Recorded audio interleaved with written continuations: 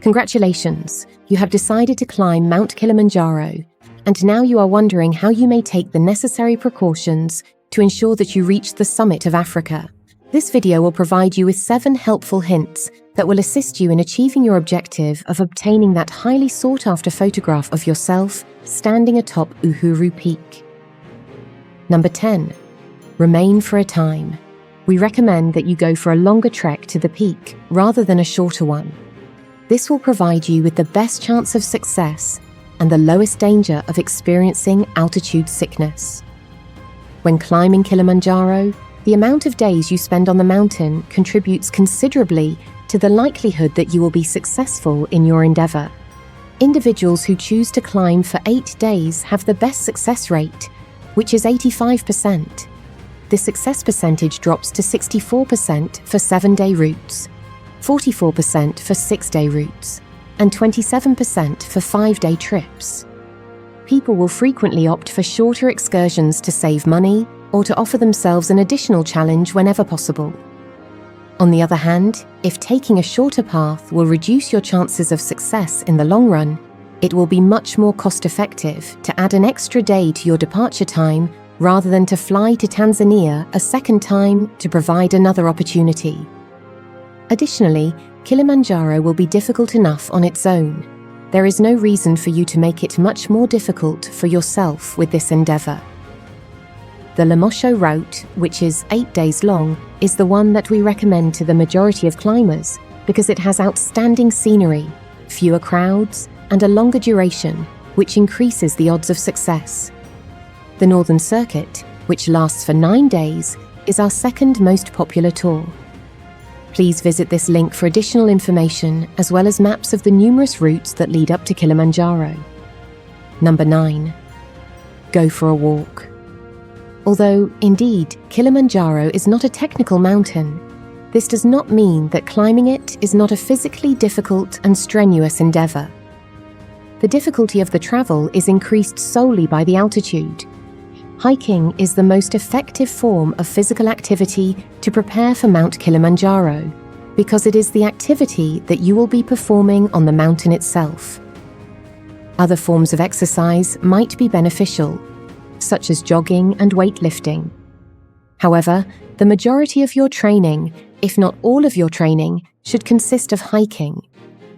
The addition of a backpack that contains some weight in it will be of use to you in your training when you go on outdoor adventures. Beginning with shorter hikes and gradually increasing the length of your excursions is a good idea if you do not have a lot of expertise with hiking. You will be hiking for 4 to 6 hours each day on Kilimanjaro, and on the day of the summit, you will be hiking for 12 to 14 hours. Therefore, you should prepare yourself to handle this level of exertion. When it comes to endurance, it is more important to exercise for duration than intensity.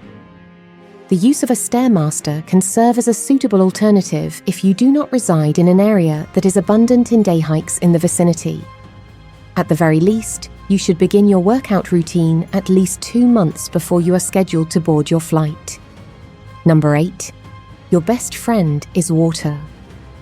You experience a considerably more rapid loss of water when you are at high altitudes.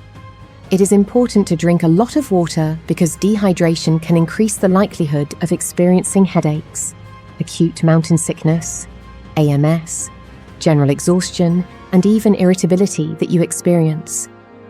Because of the shift in altitude, it is extremely usual for many climbers to experience a mild headache throughout their journey. Consuming an adequate amount of water can be of assistance in preventing the additional suffering that is connected with headaches caused by dehydration. Aquatab's water purification tablets are used to purify the water that is gathered from the mountain streams that are located immediately nearby. We recommend that you bring at least 3 liters of water with you on your hike so that you can stay hydrated. This is because it is only given at campsites. In addition, it is recommended that you consume a minimum of 1 liter of water both before and after climbing the mountain on each climbing day. A water bottle and a water bladder are 2 options that you might want to think about carrying with you. It is convenient to have a water bladder similar to a platypus, such that you can take sips while climbing. As you get closer to the peak, however, your water bladders may freeze. Therefore, it is a good idea to carry a backup water source. Also, it is a good idea to have electrolyte packets with you so that you can add them to your water bottle rather than your water bladder, which can lead to mold growth. They not only keep your electrolytes in balance, but also give some flavor to your water, which is helpful when drinking fluids constantly gets overwhelming. Please refer to this page for our safety rules, as well as more information regarding the signs, symptoms, and prevention of acute mountain sickness. Enjoy the trip, which is number 7. During your ascent of Mount Kilimanjaro, you will frequently hear the phrase, "Pole, pole," from the guides. Slowly, gently, softly, quietly, be calm, or take it easy are all the meanings of this phrase in Swahili. When attempting to conquer a mountain such as Kilimanjaro, it is important to keep in mind that taking things slowly and steadily can be the difference between successfully reaching the peak and having to turn back early.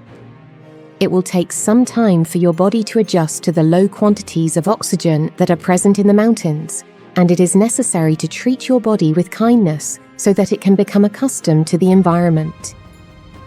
Being the first to get to the next campsite is not at all beneficial, so try not to rush to get there. Take it easy and take in the beautiful surroundings. It is recommended that you walk at a pace that allows you to carry on a conversation with other people for the bulk of the journey. During the night of the summit, you will slow down and take a rest step in between each step to conserve your energy before continuing. The term rest stepping refers to a method that is adopted by professional mountaineers to assist them in reaching the summits of famous mountains like Everest and K2. It is effective. There will be a limited amount of energy available for conversing during summit night, so it is important to remember to breathe in through the nose and out through the mouth. Number 6, get ready to go. To successfully climb Kilimanjaro, it is of the utmost significance to ensure that you have the appropriate equipment. A pair of waterproof boots that have been worn throughout your lengthy training walks, with socks that are the same style as the ones you intend to wear on your climb, is one of the key items that you should bring with you on your climb. An additional pair of warm socks and liners is essential because blisters and chilly feet are the 2 worst things that can happen. Additionally, protection for the hands and neck is required. You don't want to end up with a cold neck, fingers, or toes, so make sure you carry along some additional warm clothing to prevent yourself from getting cold. There is always the possibility of peeling off layers later on, which you will do during your descent. Additionally, make sure that you are protected from the sun by wearing a sun hat and applying sunscreen. When you are at a higher elevation, it is more likely that you will develop a sunburn. Sunburns will make you feel more uncomfortable and will increase your likelihood of becoming dehydrated. There are a great number of additional things that you will want to carry along with you on your journey to the elevation. You may find a comprehensive list of stuff here. Number 5, reward yourself. Those who are at high altitudes frequently experience a loss of appetite. Even when you're exerting yourself to an excessive degree, it can be a very difficult challenge to consume enough calories to keep you going without stopping. To ensure that a decrease in appetite does not cause you to run out of the food you require to make it to the top, we strongly recommend that you carry some of your favorite high-calorie snacks with you to nibble on while you traverse the mountain. We will provide you with a really good meal, but you could realize that you want to eat some comfort food that you brought from home. The plan is to bring along some tasty treats that you will consume even if you do not feel like eating. It is quite acceptable to consume candy and junk food. You need not be concerned since you will burn off every single calorie, and the sweets will help supply the energy that you require for that extra push to get to the top of the list. In addition to that, you should always bring products that do not freeze or melt. Some of the personal favorites that our customers bring with them are chocolate, almonds, hard candies, and protein bars. Like protein bars.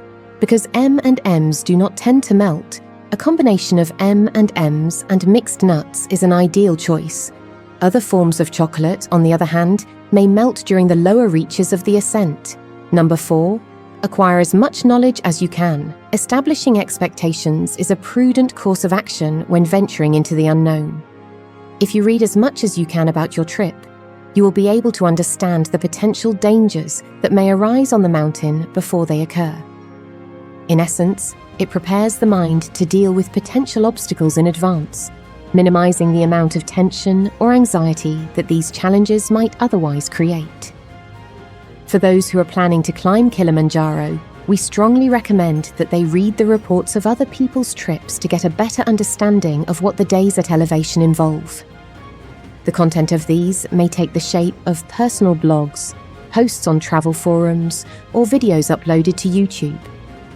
If you inquire about it, you probably have a friend or friend of friends who has undertaken the task. Place a call to them and inquire about the experiences they have had.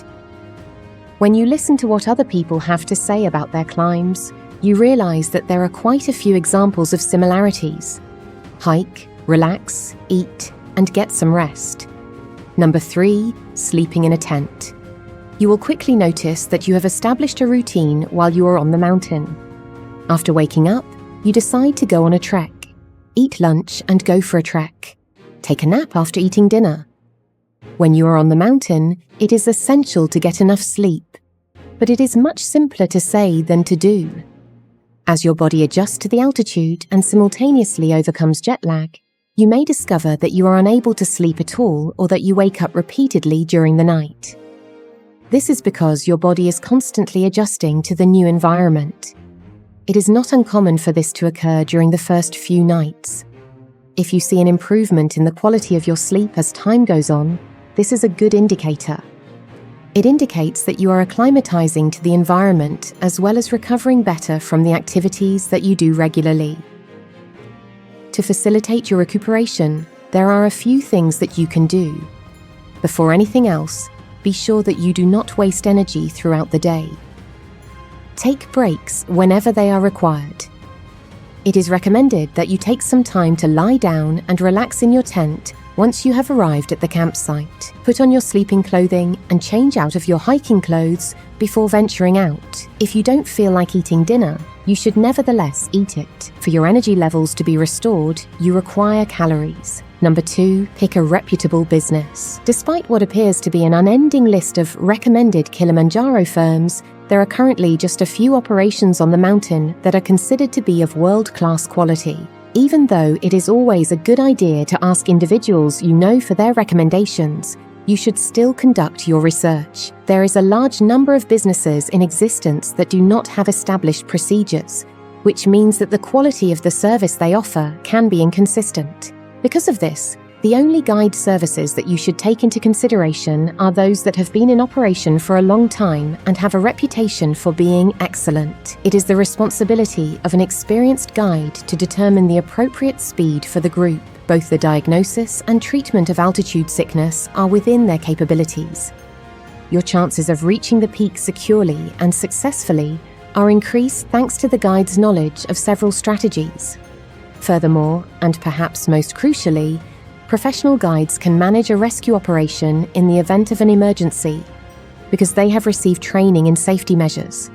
Number 1, have faith in yourself. When feelings of exhaustion and uncertainty occur, having a good mental attitude might help you keep going. Trust in your abilities. It is important to keep in mind that you do not walk the route all at once. Rather, you walk it one step at a time, and as long as you continue to take successive steps, you will eventually arrive at the top. Although it is simple to feel overwhelmed and fatigued, it is important to keep in mind that you are on vacation. I hope you had fun. Spend the evenings having fun with your fellow climbers while you kick back, relax, and talk about climbing. Thanks for watching. Like, comment, and subscribe to Summit Kilimanjaro for more videos. See you next time.